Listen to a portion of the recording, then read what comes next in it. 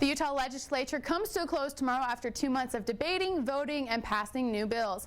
11 News reporter Adam McNevin has been reporting from the Capitol throughout the session and is live in the newsroom. Adam, what have the lawmakers accomplished this year? Well, Kelsey, they've been tackling critical issues like federal lands and public records. However, some lawmakers say that this year was just not as exciting as last year. It's been business as usual this year as lawmakers debated hundreds of bills that went through the gauntlet of the legislature this session.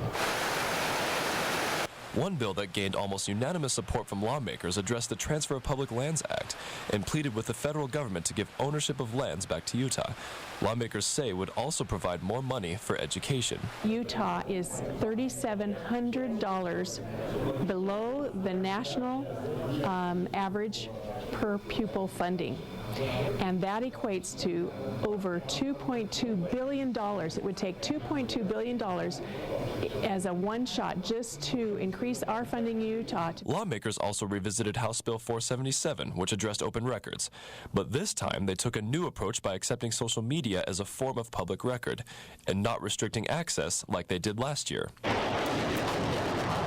And on the international level, lawmakers drafted a joint resolution to sell fighter jets to Taiwan to help their national defense. Despite the range of issues discussed, some lawmakers say this session wasn't as eventful as last year. I think for most people, probably the highlight is that there are really no highlights in the sense that it's been a fairly quiet session.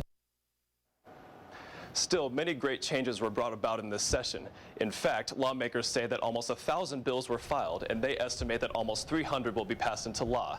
Live in the newsroom, Adam McNevin, 11 News. All right, thanks, Adam.